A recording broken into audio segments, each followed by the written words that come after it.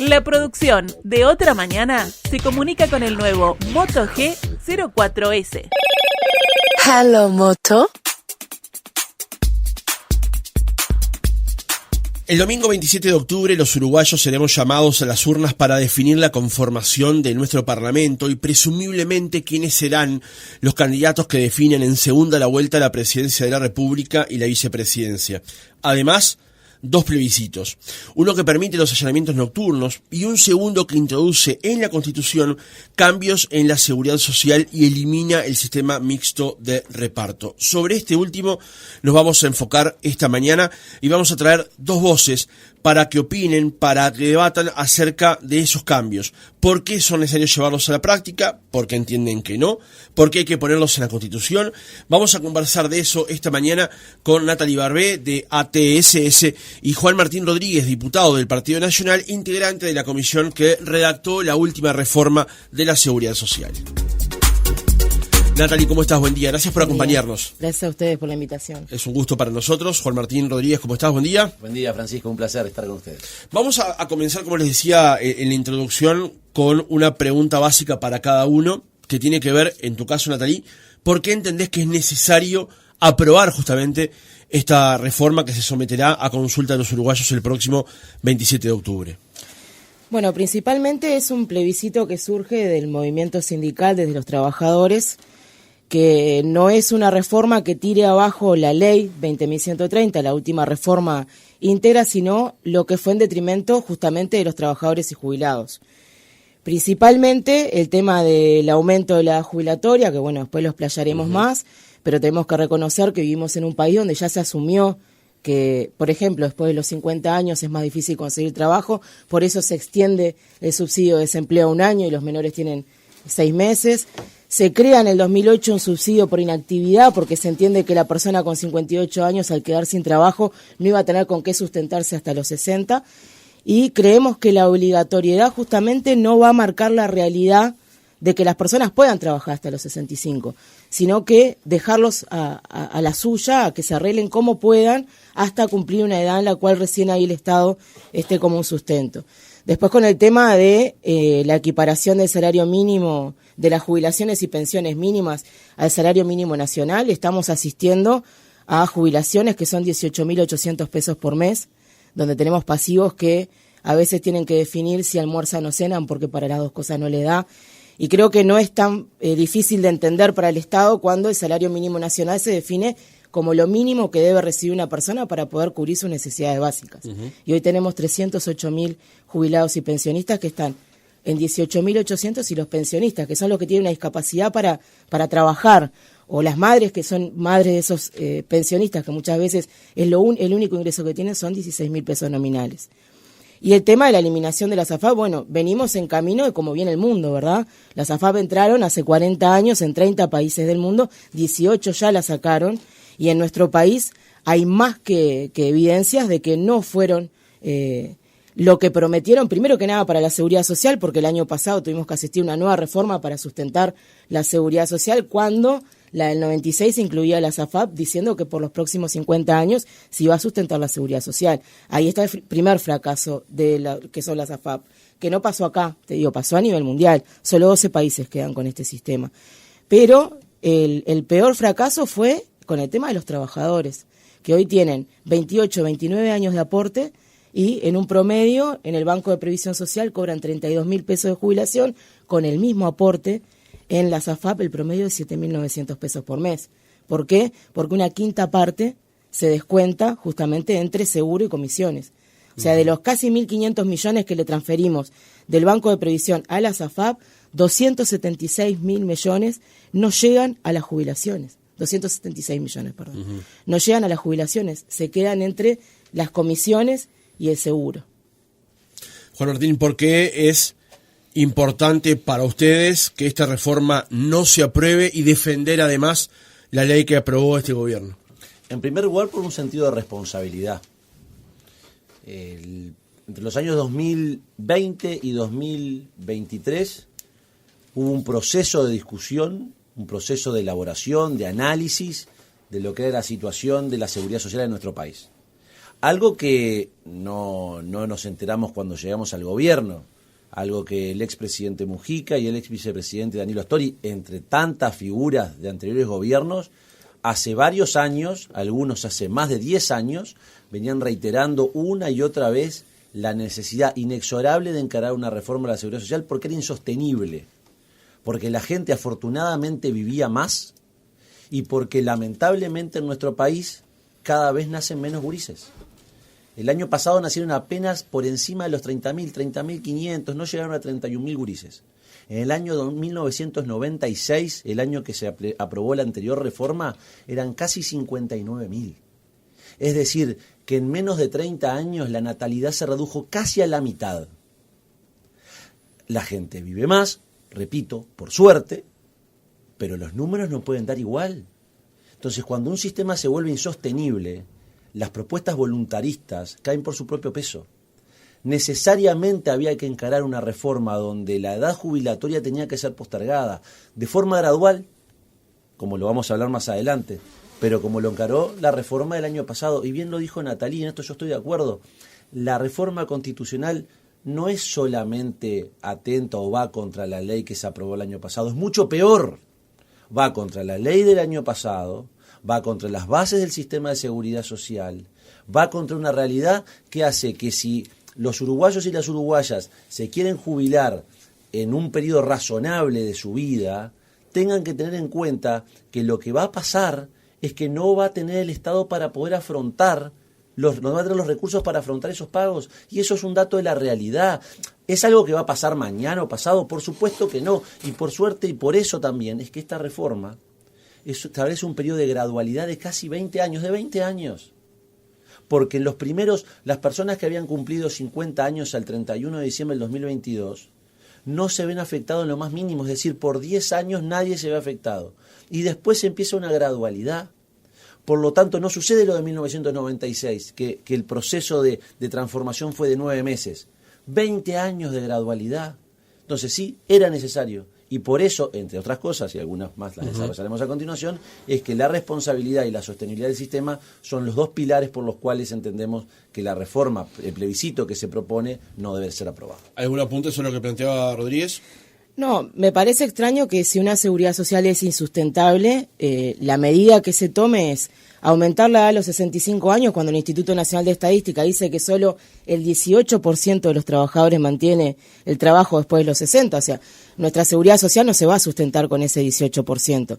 Me parece extraño que si es insustentable no se hayan revisto otras partes de la seguridad social, ¿verdad? Las exoneraciones, tenemos exoneraciones a las mutualistas, a la educación privada, al clero, tenemos exoneraciones a multinacionales millonarias que no se han revisado hasta el día de hoy, tenemos un aporte patronal del agro de solamente un 1,9% cuando el trabajador aporta un 15%, o sea que lo que iba a sustentar esta seguridad social era aumentar la jubilatoria a trabajadores que no van a poder trabajar hasta los 65, por ende no va a haber aportes. No se habló nada de la tecnología, cuando sabemos que la tecnología ha eliminado el 25% de los puestos de empleo en los últimos 20 años. La prensa lo tiene claro, ¿verdad? La prensa escrita desapareció. Esos son menos cotizantes. Y sin embargo, esta reforma no le pone impuesto a las empresas que ponen una caja automática, que ponen una computadora en vez de una persona. No le ponen impuesto. Entonces, la única sustentabilidad que se vio para esta reforma ante una seguridad social insustentable es caer sobre el trabajador, aumentarle 5 años a una imposibilidad, porque esto lo que está haciendo es que el trabajador, cuando deje de producir, se arregle como pueda. No va a tener trabajo ni va a tener jubilación. Un último apunte, Juan Martín, sobre estas palabras. Yo celebro la honestidad de Natalie, porque lo que ella acaba de afirmar y de consentir es que en definitiva la alternativa era poner impuestos. Y eso es lo que el gobierno se comprometió a no hacer. El gobierno del presidente Lacalle Pou se comprometió a no hacer, es aumentar impuestos. Naturalmente, la alternativa que plantea Natalie no es viable para nuestro país.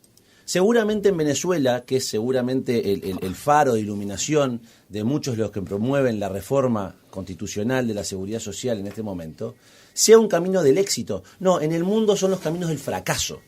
Y nosotros no queremos ni vamos a permitir por todas las vías democráticas que esa vía de la venezolanización llegue al Uruguay.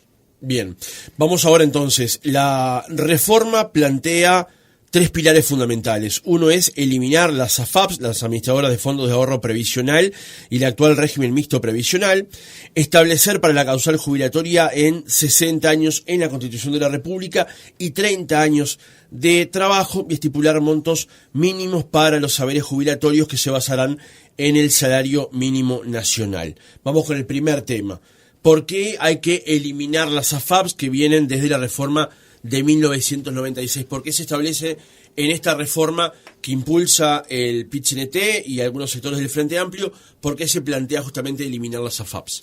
Justamente por más o menos lo que decía al principio, ¿no? En los 30 países que se establecieron los 30 países más pobres. Los países más ricos de este mundo no permitieron ese sistema en su seguridad social.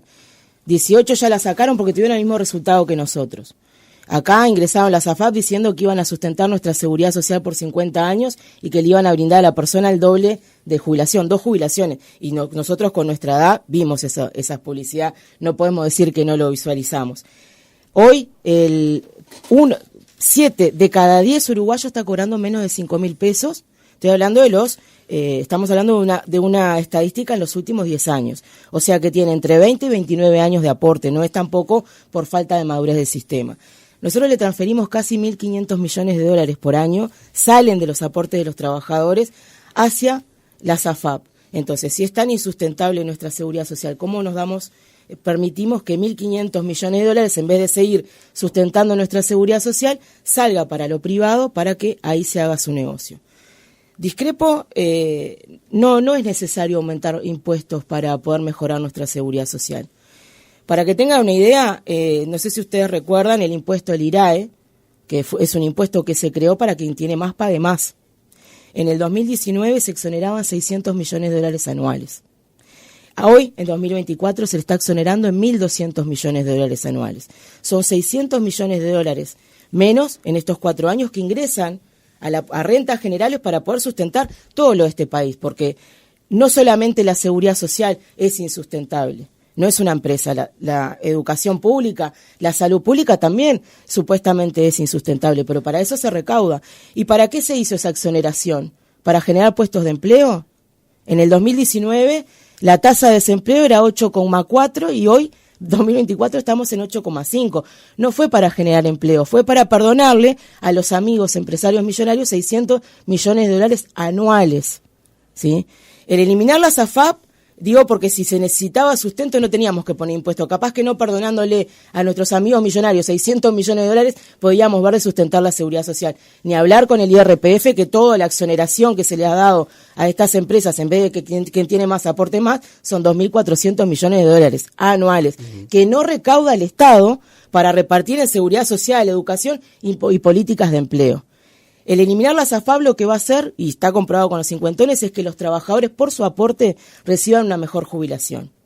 Y bien lo decía Juan Martín, los estudios dan que por los próximos 20 años ni la reforma que ellos hicieron ni lo que nosotros estamos planteando van a tener un sustento negativo económico, lo dijo Simbe.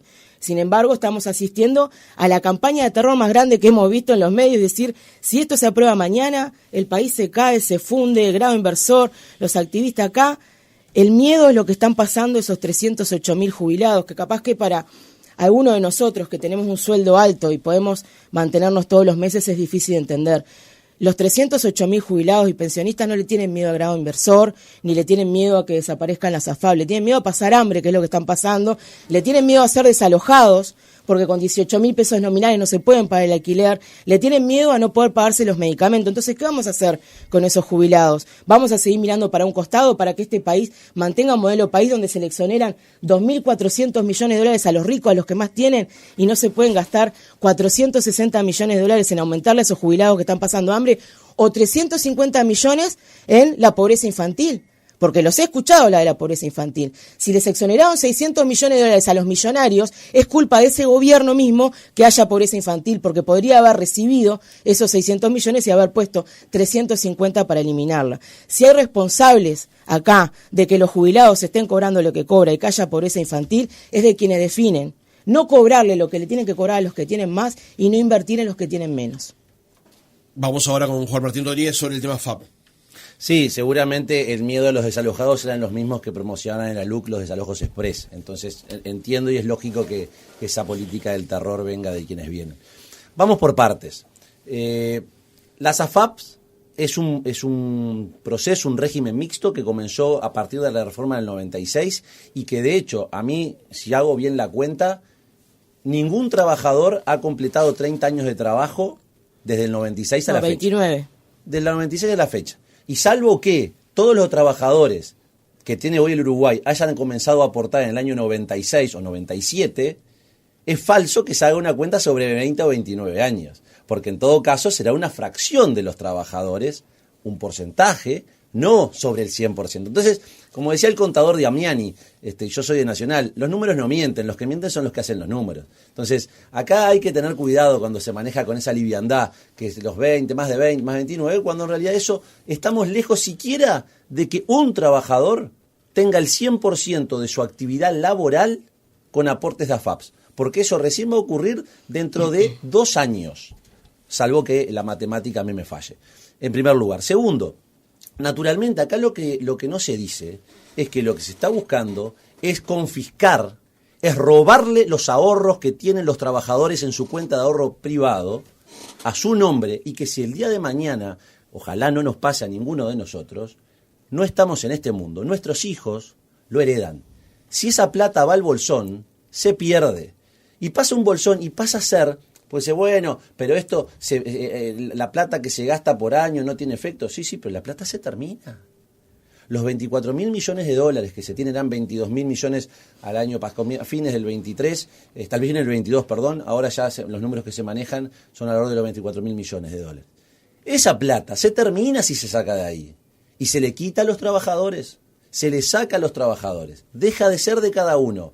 ¿Por qué muchos países no tienen este sistema? Entre otras cosas, porque la seguridad social que se construyó en nuestro país, que no es de ni este gobierno, ni de los gobiernos pasados, ya tiene casi un siglo, o sea, desde que comenzaron las primeras leyes, más de un siglo en realidad, las primeras leyes de seguridad social, en la cual el herrerismo tuvo mucho que ver, en ese momento comenzó un proceso de acumulación.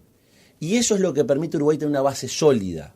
Ahora, las bases se tienen que complementar, las realidades cambian y por eso quitar el sistema mixto lo que implica es primero un decomiso, una confiscación de los dineros de los trabajadores. Segundo, volver a un sistema donde el BPS es deficitario, pero donde los recursos, como bien dijo Natalie, son finitos.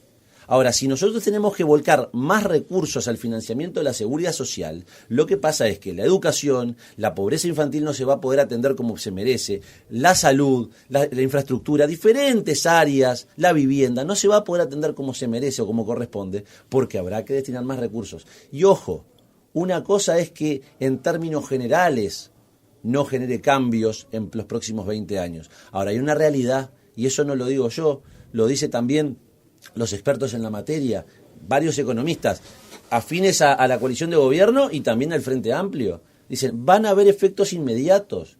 Nadie duda del aumento del IVA, nadie duda de los aumentos de aportes personales, es decir, de los aportes de los trabajadores, una disminución del salario real, nadie duda del aumento de los aportes patronales, con lo que va a generar es mayor informalidad, nadie duda de la pérdida por parte de nuestro país de la credibilidad y la confianza que tienen los mercados internacionales. Lamentablemente eso no es lo que queremos para Uruguay y por eso es que estamos trabajando para que esta reforma no se apruebe. Bien, en el primer tramo habló Natalie 4 minutos 07, ahora el diputado Juan Martín Rodríguez 3 minutos 43 segundos. Estamos igual. Más o menos iguales. Vamos a dar 4 o 5 minutos libres sobre este tema, si se quieren interrumpir, siempre que el oyente pueda mantener y escuchar debidamente las exposiciones sobre el tema de la SAFAP, que es además uno de los temas centrales que plantea la reforma. Natalia, ¿algún apunte sobre lo que dijo el diputado? Primero que nada, yo creo que la base de este debate tiene que ser el respeto y el tema de hablar de afanar y de robo. Primero que nada, me parece que estamos subestimando mucho a la población, hablar de que alguien le va a afanar algo, cuando estamos hablando de que sus ahorros, sí, en la SAFAP, van a ir a su historia laboral en el Banco de Previsión Social. Me extraña que alguien que es diputado, que es representante de lo público, diga que una vez que entre al Banco de Previsión Social, que es del Estado y que es garantista, eso se va a robar o alguien lo va a tocar. Los trabajadores que estamos afiliados a la SAFAP vamos a entrar en un régimen de transición, como ingresaron cuando se crearon en el 96 las AFAP, donde al momento que nos tengamos que jubilar se nos va a realizar 2 cálculos, y lo dice la papeleta, lo dice claramente. Cuando esta reforma ingrese no implicará pérdida ni menoscabo a los derechos o beneficios previstos en las leyes anteriores en materia de prestaciones de seguridad social. El Estado no podrá innovar en perjuicio de los afiliados al sistema de seguridad social concediendo prestaciones inferiores de lo que resulten de la aplicación de la ley 16713, que es el régimen mixto, y la ley 18395. ¿Qué dice esto? Que cuando nos vamos a jubilar se nos va a tener que hacer 2 cálculos. ¿Cómo fuera nuestra jubilación si hubiéramos permanecido en la FAP? ¿Y cómo sería nuestra jubilación si triunfara este plebiscito 100% BPS? Y se nos tiene que dar la mejor de las 2. Y esos beneficios que dice heredable, para que sea heredable, el dinero que la persona tiene en la FAP no tiene que tener beneficiarios de pensión. Por eso el trámite, la FAP, entras a la República FAP y te dice el trámite lo empezás en BPS. ¿Qué quiere decir? Que no puedes tener hijos menores, no puedes tener cónyuge, concubino, hijos mayores con discapacidad, ni adultos mayores a cargo. Es muy difícil en edad laboral porque además tienes que estar en actividad, no puedes estar jubilado. Pero más allá de eso, la papeleta aclara, ningún trabajador tendrá pérdida ni menoscabo, o sea que si la persona triunfa el plebiscito, pasamos los fondos 100% a FAP, el bolsón que tanto les molesta es la solidaridad, es con lo que se juntan los aportes de los trabajadores, empresas, etcétera, y se pagan los subsidios por desempleo, por enfermedad. Ese es el famoso bolsón. Es la solidaridad, es por lo que nuestros trabajadores viven cuando tienen un problema de vulnerabilidad socioeconómica. Pero más allá de eso, si la persona dentro de 20 años triunfa este plebiscito, dentro de 20 años fallece, ¿sí?, y no tiene beneficiarios de pensión, se le va a pagar también la herencia, porque la papeleta dice, ningún trabajador tendrá pérdida ni menoscabo. Ahora, va a depender de los próximos gobiernos. Y como bien decía Juan Martín, son próximos 20 años, 4 gobiernos por delante, para ver si le quieren subir impuestos a los trabajadores o si quieren dejar de exonerarle, ¿sí?, a quienes más tienen, lo que hablamos, porque tampoco lo nombró. ¿Por qué tenemos 2.400 millones de exoneración en IRAE y IRPF si fueron impuestos que se establecieron para quien tiene más pague más? Y no me vengan con fue para crear empleo, porque ya les digo, en el 2019 la tasa de desempleo era 8,4 y estamos en 2024 una tasa de desempleo de 8,5. No fue para generar empleo. Entonces, seguimos con esa misma mentalidad. Hicimos una reforma donde todo el peso cae sobre el trabajador. Y si el día de mañana se necesita dinero para sustentar la seguridad social, vamos a ir de vuelta contra el trabajador con los impuestos, con el IVA, aumentándole el aporte mensual. Pero nada hablamos de las exoneraciones que le hacemos a quienes pueden y deben también asistir en este país para que hayan políticas sociales. Juan Martín. Sí, en primer lugar, yo si no me falla la memoria, no me quise fijar en el celular. Hay otra cosa, perdón que sí, te dale, interrumpa. dale. Los números no los inventamos nosotros, los números que hablamos son los números que se presentaron en el Parlamento por el Banco de Previsión Social, donde dice justamente que en los últimos 10 años, si se hiciera retroactivo, habría que pagar 18 millones de dólares anuales. O sea que lo que se desprende de eso es que los trabajadores en los que están afiliados en los últimos 10 años, que se jubilaron por el sistema mixto, perdieron 10.000 pesos por mes en promedio cada uno de jubilación. Son los números del BPS, no son los que invento yo. En primer lugar, si no me falla la memoria, el desempleo cuando asumió este gobierno era 10,5, no 8,4. Punto número 1. O sea que ahí hay un par de puntos que son miles y miles de trabajadores que estaban en desempleo. Entonces, 2019 dije que fue sí, la exoneración. Cuando asumió este gobierno estaba en pandemia había 10,4. No, subió a 11,1 en pandemia. Era 10,5 cuando asumió el gobierno. Pero ahí el señor Google puede confirmarlo. Eso. Segundo, hablar de respeto y hablar los amigos millonarios, yo debo decirle a la audiencia, yo no tengo ningún amigo millonario, así que por lo pronto no sé a quién se refiere y tengo la tranquilidad intelectual de haber hecho mi labor parlamentaria con total honestidad y de reconocer las cosas que digo como corresponden. Así que para hablar de respeto primero hay que ejercerlo. En tercer lugar, cuando hablamos de exoneraciones, aportes patronales, hay que recordarle a la audiencia que el aporte patronal se redujo a 7,5, la mitad del aporte personal, que es 15% del aporte del trabajador, con la reforma tributaria de Astori en el año 2007. Es decir, que, ojo, y hago la aclaración para que no se nos acuse de deshonestidad, el Partido Nacional estuvo de acuerdo con esa propuesta. ¿Por qué? Por un sentido común lógico. Si lo que se busca es generar empleo formal, si lo que se busca es generar más puestos de trabajo y no vuelvo a no decirlo yo, lo dicen los números. Hoy Uruguay tiene la mayor tasa, tiene una menor tasa de desempleo, pero la mayor tasa de empleo.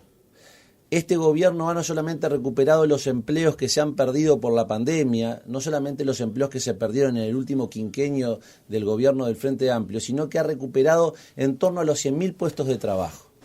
Entonces, hay que hacer toda una visión de las cosas. Y es real.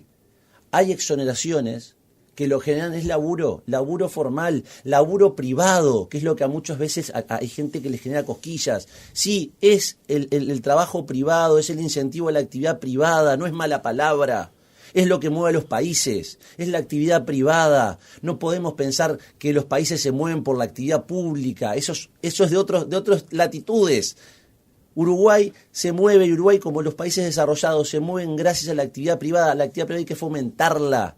No hay que ponerle trabas. El Estado no está para dirigirle la vida a la gente, está para facilitarle la vida a la gente.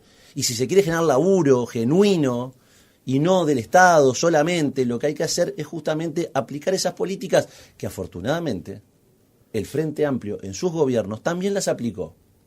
Y nosotros compartíamos ese criterio.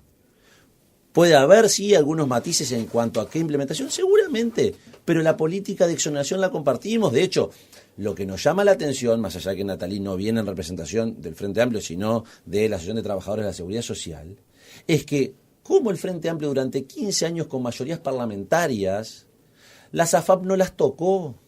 Es más, y cuando se refiere a los números del BPS, yo quiero ser honesto, los números que trajo el BPS a la Comisión especial para tratar la reforma de la Seguridad Social en diputados y en el Senado, por supuesto, eran los números del equipo actuarial, cuya directora, la contadora Escardino, que había ocupado también un cargo de confianza, o sea, la subdirectora, si no me equivoco, durante buena parte, por lo menos algunos años del gobierno del Frente Amplio, de los gobiernos del Frente Amplio, ella es la directora, es una especialista en la materia a nivel internacional, integra una organización vinculada a Naciones Unidas. Esos son los números, los mismos números que en el 2006, 2007 y 2008, cuando se introdujeron algunas de las reformas, que podemos compartir el espíritu de las reformas, pero esas fueron las modificaciones que agujerearon el sistema y que provocaron que un sistema que tenía una viabilidad de 50 años, hace 10, es decir, no habían pasado 20 todavía de la reforma del sistema, ya habían dirigentes políticos de primera línea de gobiernos anteriores que insistían que había que modificarlo, porque evidentemente no se podía seguir adelante. Entonces, creo que uno puede, por supuesto, por una actitud voluntarista. Y yo puedo compartir con Natalí que a mí me gustaría que la gente trabajara menos años y que ganara más. Sí, yo se lo puedo compartir. Ahora, cuando me doy de bruces contra la realidad y veo que la gente vive más, nacemos menos, los recursos son los que son, no nos multiplicamos.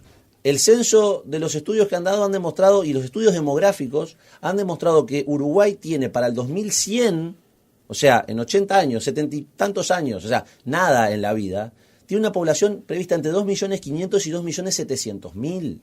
Y eso porque se puede llegar a dar un aumento en la natalidad sobre el 2070. O sea, hay una realidad que es incontrastable.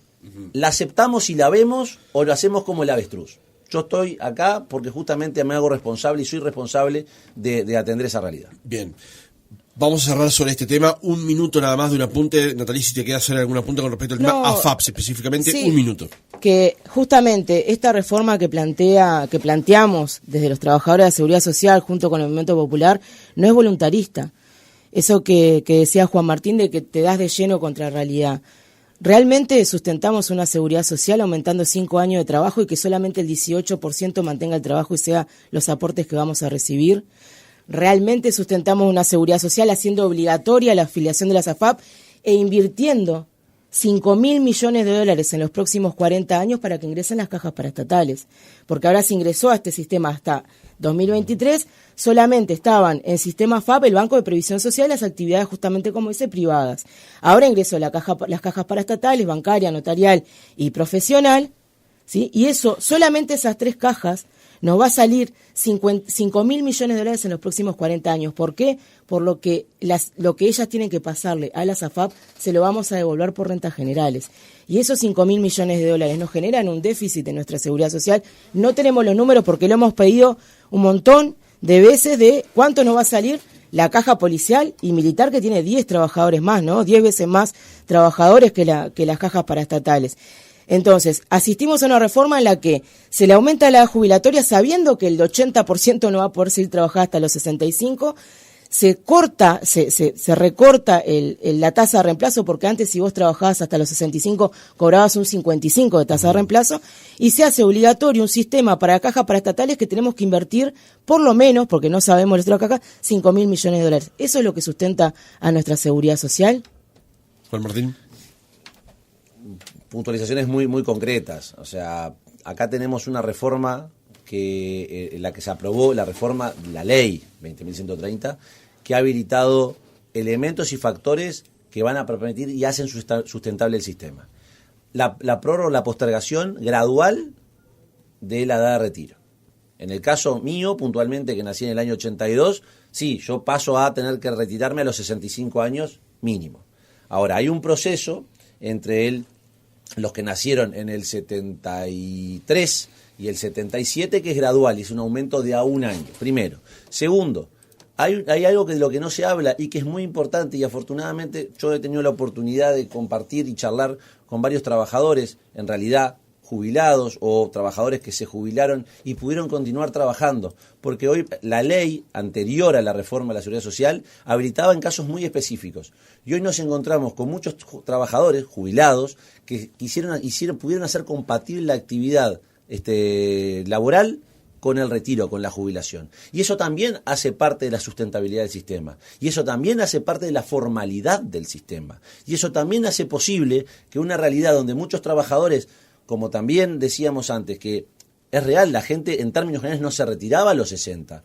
Había un promedio entre los 62 y 63 años. Bueno, esa situación va a hacerse transitoria y gradual para que aquellos que nacimos después del año 77, comencemos a retirarnos a los 65. Pero hasta ese entonces irá siendo un aumento gradual y va a permitir que el trabajo remunerado y la jubilación sean compatibles. Bien, de alguna manera, con las últimas intervenciones del primer tema fuimos migrando hacia el segundo, que tenía que ver con la edad de retiro. Lo hicimos a propósito. Va siendo así como gradual, digamos. Lo que está planteado aquí es jubilarse a los 60 años, fijar esto en la Constitución de la República, teniendo en cuenta que la última ley lo llevaba hasta 65 de forma gradual.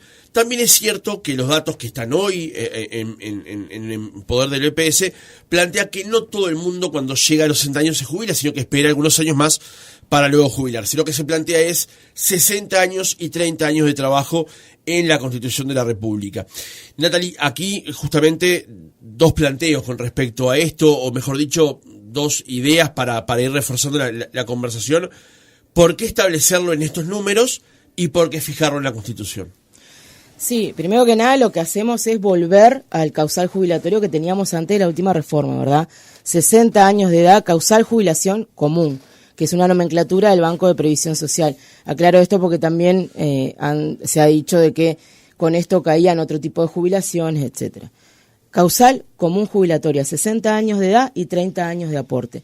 Si las personas se jubilaban con un promedio más de 63, 64 años porque tenían un incentivo, que fue lo que perdieron, porque si seguían trabajando llegaban hasta los 65 años con casi un 10% más de una tasa de reemplazo. Hoy a los 65 años arrancan desde 45.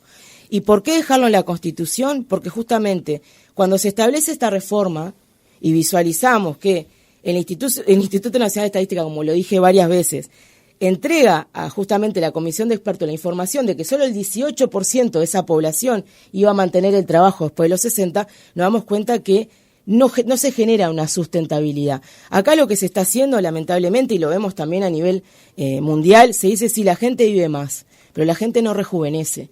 Y tampoco el que viva más hace que en un país donde ya con 50 años no tenés trabajo, a los 60 lo tengas.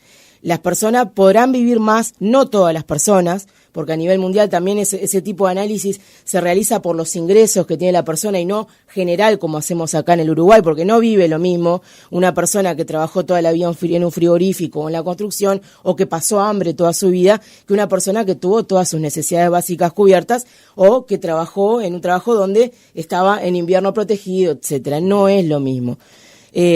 Al ver que no se sustancia, lo que nos queda es ver lo que se está haciendo a nivel mundial. Acá el tema no es ampliar la edad jubilatoria para sustentar una seguridad social, porque con el 18% no se sustenta nada. El tema es que cuando la persona llega a una edad en que ya no puede producir, como te decía hoy, se arregle como pueda. Entonces yo les tiro cada vez más la edad jubilatoria y cada vez está más lejos el Estado para brindar una asistencia a esa persona que ya no produce, ya no puede trabajar. Y hay una realidad en este país.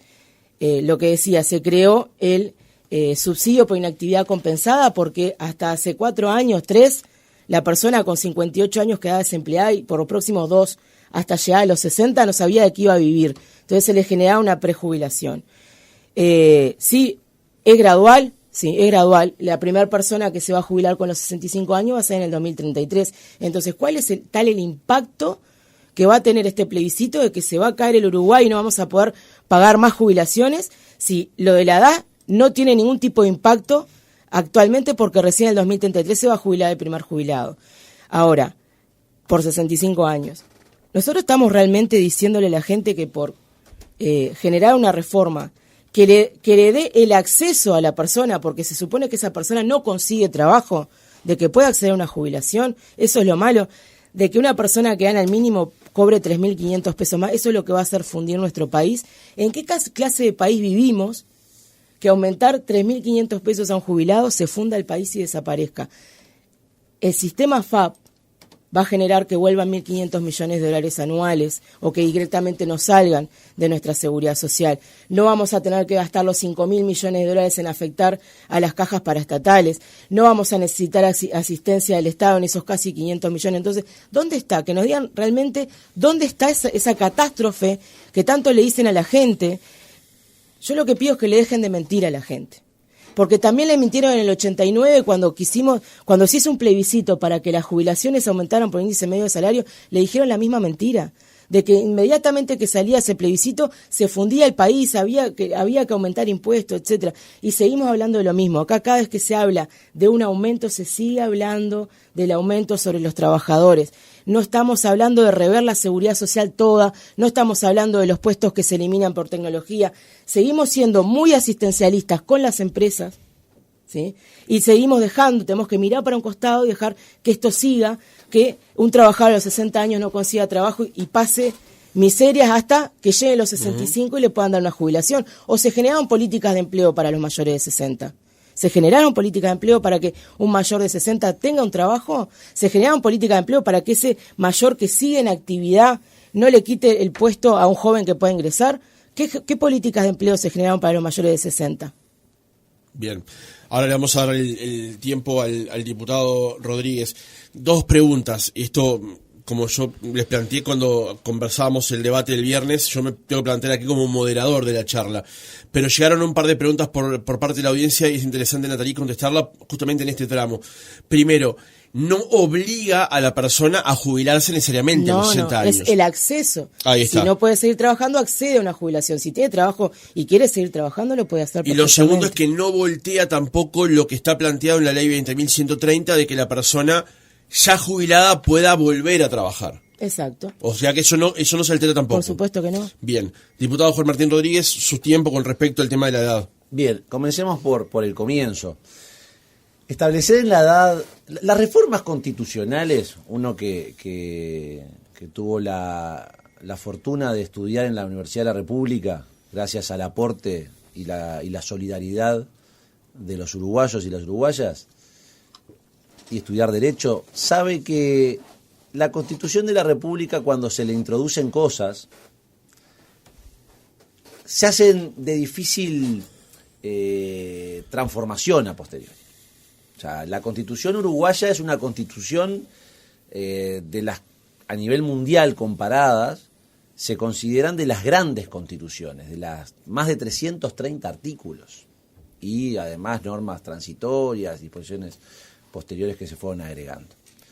Entonces, incluir en nuestra Constitución la edad de retiro es realmente darle o colocarla en un comportamiento estanco que la realidad y la vida hace que sea sumamente dinámica como para establecerla en la Constitución, la edad de retiro. Y eso no lo digo yo, lo vemos en el mundo, vemos como el debate que se dio en Uruguay durante el 2020 a comienzos del 23 cuando se aprobó la ley, mediados casi del 23 cuando se aprobó la ley. Y posteriormente con la recolección de firmas y ahora de cara al plebiscito, vemos que los países han avanzado o han transitado el camino de la postergación de la edad de retiro. Porque es una variable real. Es más, es hasta la que menos termina afectando a los trabajadores. Porque la que más afecta es el aumento de impuestos, que es la más fácil también, pero es la que más afecta cuando se le introducen aumento a los trabajadores, aumento de impuestos. No como este gobierno que lo que ha hecho es reducir el IRPF, ejemplo. Lo que ha hecho es reducir el IAS, por ejemplo. Un impuesto que fue en su momento discutido y que nuestro partido no estuvo de acuerdo. Entonces, establecer, repito, la edad de retiro en la Constitución de la República es no entender la evolución dinámica que tiene el mundo hoy. Cuando día a día vemos cómo países que tienen o que ya tenían 62, 64 años de retiro, avanzaban hacia los 70, porque la realidad demográfica y la realidad económica sí se los imponía. Cuando en la reforma del 96 la expectativa de vida de las mujeres era 71 años. Hoy supera los 81, 82, sin temor a equivocar. Los hombres siempre vivimos un poco menos, promedio, ¿no? O sea, vamos a no generalizar. Pero más o menos tanto en el 96 como hoy estábamos 5 años por debajo, aproximadamente. Pero ha aumentado una década. Entonces, nacemos menos, vivimos más. Sí, es verdad. Uno cuando hace estas estadísticas promedio, hay quienes viven más y quienes viven menos. Ahora, los estados, los países, cuando toman estas políticas, cuando adoptan estas políticas, tienen que tener criterios generales. Y es lo que sucede. O sea, y pretender atribuirnos que esto es producto de la falta de solidaridad. O sea, por el contrario, esto es justamente entender que para que las nuevas generaciones, no los que hoy se están por jubilar o ya están jubilados, que en definitiva nada les cambia la reforma del año pasado, pero sí en mucho les cambia esta reforma, porque van a ser para sus hijos, para sus nietos, para sus bisnietos, eventualmente, los que sufren las consecuencias. Porque el sistema ahora podrá no tener efectos inmediatos, pero repito, efectos inmediatos va a tener, porque cuando se encaró esta reforma, la reforma legal, me refiero para no confundir, cuando se encaró la reforma legal de la Seguridad Social, cada año que se dilataba su aprobación, eran consecuencias que se hacían inexorables. Y si el gobierno actual no hubiese aprobado la reforma el pasado año y hubiese quedado para el próximo gobierno, como algunos pretendían, bueno, vamos a esperar, ya tenemos un camino recorrido, una discusión. Sí, la realidad es que todo eso lo que iba a provocar es el agrandamiento del agujero que tenemos en materia de seguridad social. Entonces, hay una realidad. Por supuesto, repito, a mí también me gustaría que a los 60 años los trabajadores se pudiesen retirar, si así lo quisieran. Es más, cuando discutíamos, y con eso termino, Francisco, cuando discutíamos en el Parlamento, tanto en la comisión, pero sobre todo en el plenario, yo lo decía, seguramente fue uno de los momentos como legislador que yo era consciente que estaba aprobando una medida que a primera vista puede resultar impopular, o no atractiva, o no de las cosas que uno está contento votando, pero era un tema del sentido de la responsabilidad, la ética de la responsabilidad. Entonces, lo que no podemos es manejar esto como un boliche. Esto se tiene que manejar con responsabilidad, porque no por los actuales trabajadores y los jubilados, es por las futuras generaciones, y solamente de esa manera se puede asegurar el futuro. Bien, hemos ido muy bien con los tiempos, con respecto a las intervenciones de cada uno. Obviamente nos queda un bloque más que tiene que ver con el tema del aumento del salario mínimo con respecto a la jubilación mínima. Ahí lo vamos a meter en un paquete que sea el tema de los costos, todo para que quede todo junto. Pero aquí les voy a dar 5 minutos a ustedes, no a cada uno, sino 5 minutos en total, para que puedan intercambiar. Se pueden interrumpir, como dije antes, siempre que cuando el oyente pueda escuchar correctamente, para cerrar el tema de la edad de retiro, la edad en que finalmente nos vamos a poder eventualmente jubilar. Comienza como usted siempre, Natalie, pero sí. En este intercambio final, 5 minutos se pueden interrumpir, 5 minutos y vamos cerrando este tema. No, principalmente aclarar que no es la idealización de que nos podamos jubilar a los 60 años. El problema acá es que las personas no tienen trabajo si son despedidas o si pierden su trabajo entre los 50 y los 60 años. Y como volvimos a decir, se marca en la Constitución, sí, para que tenga la rigidez de que no lo puedan cambiar por mayoría parlamentaria. Pero sí se pueden generar incentivos como existían. Acá se habla de que en otros países se elevó la edad jubilatoria a los 70, sí, pero cobran el 100% de su tasa de reemplazo de jubilación.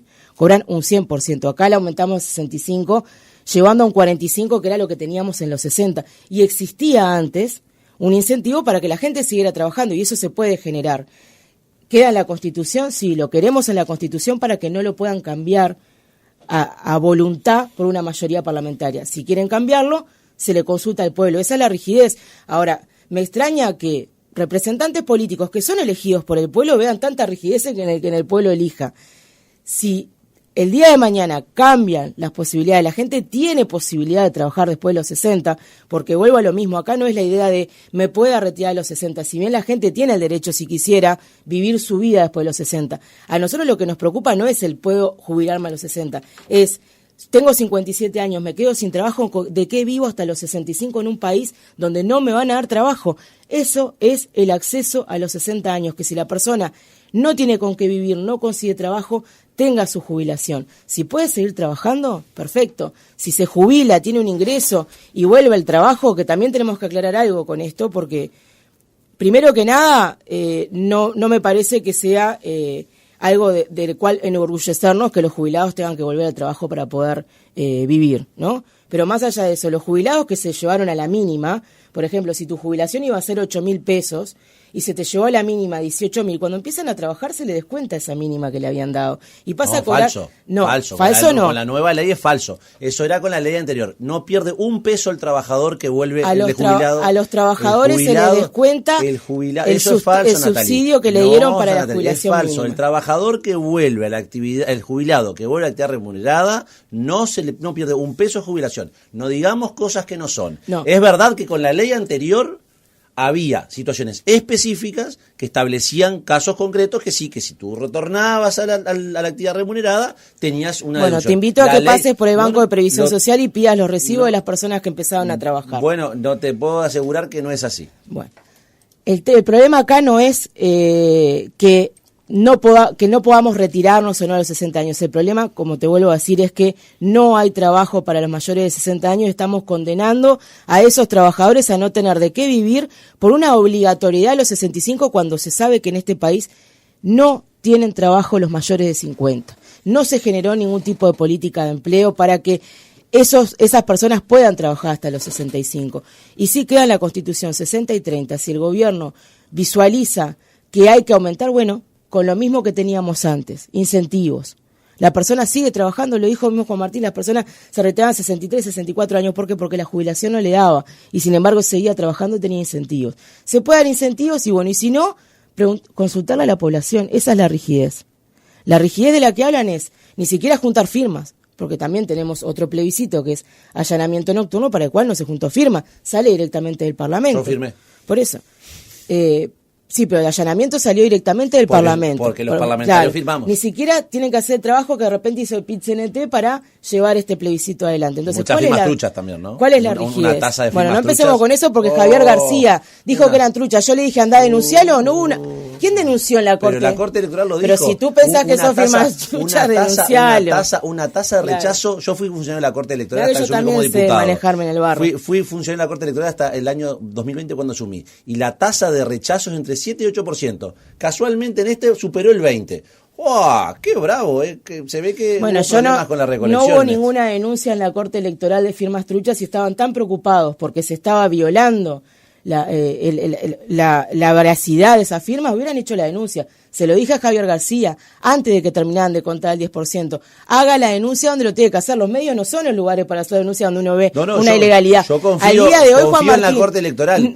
Confío en la Corte Electoral, que conozco el funcionamiento, que la Corte actuó como tenía que actuar. No hicieron ni una denuncia. La Corte actuó como tenía que actuar. Ahora, la mala fe por parte de quienes recogieron firmas, presentando más de un 20% de firmas truchas, la verdad, a mí me asombra. No hay ejemplo en ninguna de los tantos plebiscitos o referéndum de recolección de firmas, no hay un ejemplo donde más de casi el 25% de las firmas presentadas fueran falsas. Es razonable, siempre sucede, está el tema de las firmas, está el tema de la credencial, está el tema de que un ciudadano puede haber firmado al principio de la recolección y después al final, eso es natural. Ahora, que el 25% de las firmas sean que no correspondían, no hay antecedentes en la historia de nuestro país. Hay que hacerse cargo de eso también. No era un 25% que no correspondían, eran firmas que no correspondía a la firma que tenía la persona en el momento que firmó a la que tenía la credencial. Pero vuelvo a decir, uno no puede salir a gritar, trucha, no, compruébenlo, hagan la denuncia que tengan que hacer. Está en la corte,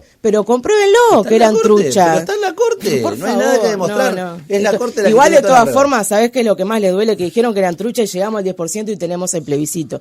Habría trucha, no habría, nunca hicieron la denuncia, nunca lo vamos a comprobar. Quedan lo que ustedes salen a gritar, pero nosotros tenemos el plebiscito adelante con el 10%. Hubo un 10% de la población que definió tener este plebiscito. Y también, ¿sabes por qué podíamos tener porcentajes más altos? Porque tampoco se habían históricamente presentado 435.000 firmas para lo que es un plebiscito.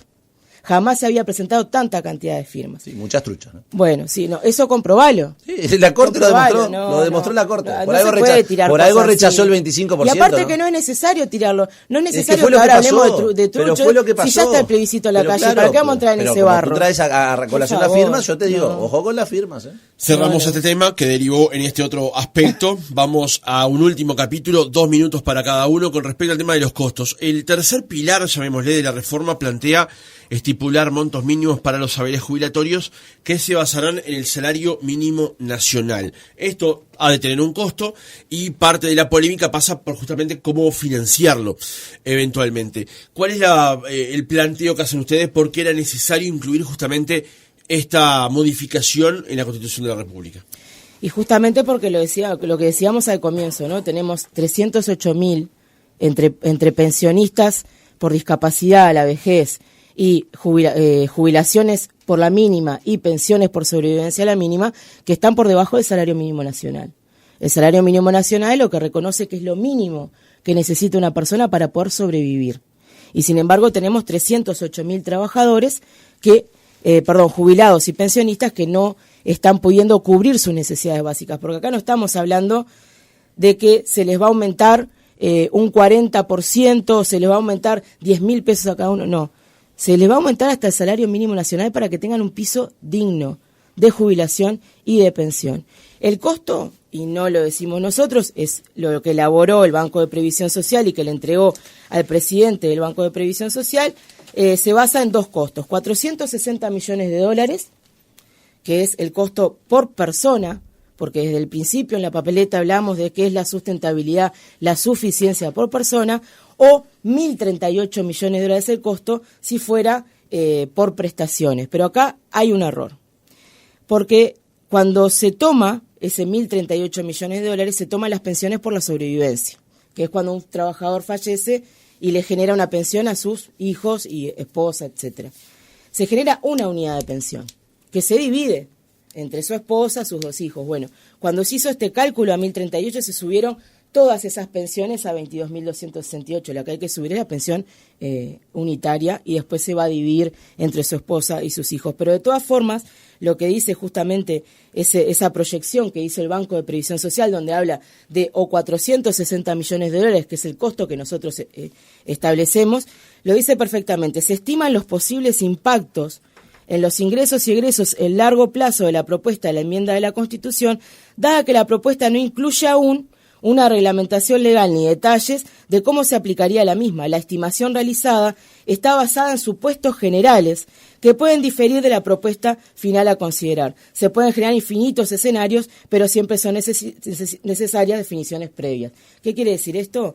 Que si va a salir 460 o 1.038 millones va a depender del próximo gobierno cuando tenga que legislar, como lo dice el artículo 85 de nuestra Constitución, que la Asamblea General debe interpretar la Constitución y legislar.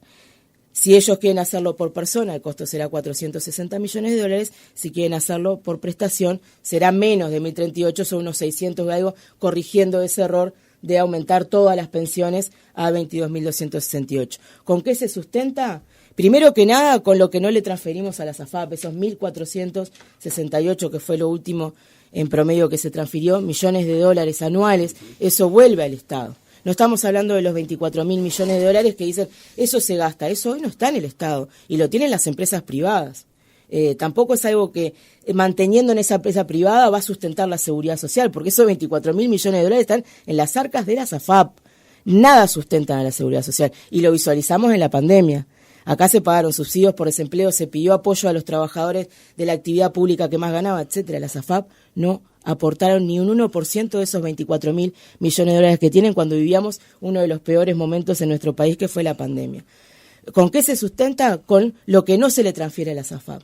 Con eso que se recauda, esos 1.500 millones de dólares, son aporte de los trabajadores. Es el 7,5% que se transfiere a la AFAP. Y que, como les decía hoy, una vez que se transfiere a la AFAP, 276 millones anuales de esos 1.500 se van entre comisiones y seguros, tampoco sustentan la seguridad social.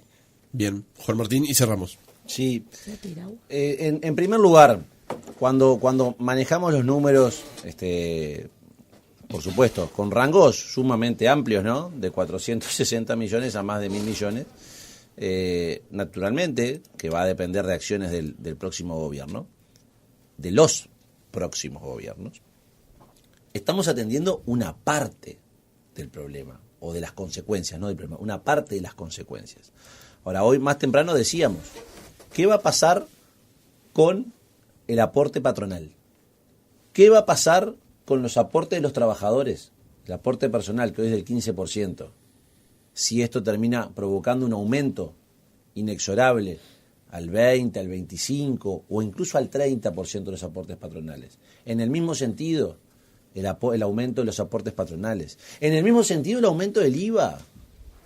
En el mismo sentido, el aumento del IVA, que es el impuesto que sobre todo más sufren o más incide en los trabajadores que menos ganan. Porque en los trabajadores que más ganan pueden tener una capacidad de ahorro y por lo tanto la afectación del IVA es menor porque gastan no el 100% de su salario. Ahora, cuando tú gastas el 100% de tu salario, el IVA es el mayor impuesto después de la inflación. Y acá vuelvo y ato otras cosas, porque podrá decir, Natalí, a los jubilados no le importa el grado inversor, no le importa tal o cual cosa. Bueno, esas acciones o esas afirmaciones, lo que provoca justamente es desestabilidad en el país. ¿Por qué? Porque que no importe el grado inversor, la inflación, es decirle a la gente, bueno, es lo mismo endeudate, si da lo mismo. Si da lo mismo que debas para hacer inversiones para el país, para cosas que van a tener efectos positivos, que sea para solventar los gastos diarios. O sea, eso es una realidad. No se está valorando las consecuencias nefastas que esta reforma de la Constitución va a provocar. Va a provocar, ya estamos viendo el tema del aumento del dólar. Ya estamos viendo el tema justamente de que los mercados internacionales nos miran con atención. Ya estamos viendo, eso va a terminar incidiendo, que esperemos que no, y estamos trabajando para que eso no ocurra, porque eso son consecuencias no para un partido político, no para un gobierno, son consecuencias para el país. Entonces tenemos que ser conscientes y responsables, porque de lo contrario, la plata de los trabajadores, el destino del país y por sobre todas cosas la confianza y la estabilidad del Uruguay, reconocida a nivel internacional, se van a caer por tierra, van a echarse por tierra, porque la afectación de las nuevas tecnologías, y con esto termino, Francisco, de las nuevas tecnologías, no ocurre en Uruguay, ocurre en el mundo. Y sin embargo, a pesar de la incursión de las nuevas tecnologías, la tasa de empleo en Uruguay aumenta. Por supuesto que las nuevas tecnologías van a afectar, la tecnología va a afectar. O sea, o no vimos con la pandemia cuántas empresas achicaron los puestos de venta tradicional y pasaron a atender por las aplicaciones.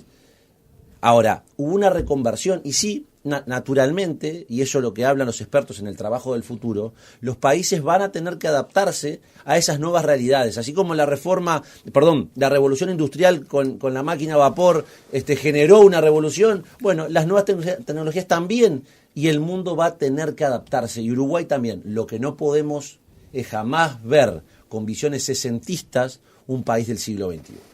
Bien, esta es una primera aproximación sobre el tema. Seguramente de aquí, en este último mes que comenzamos de la campaña electoral, vamos a poder tener nuevas instancias como esta, pero queríamos que cada uno tuviera su tiempo, enfrentando otro con el otro las visiones. Natalie Barbé, dirigente de ATCS, gracias por haber estado otra mañana con nosotros.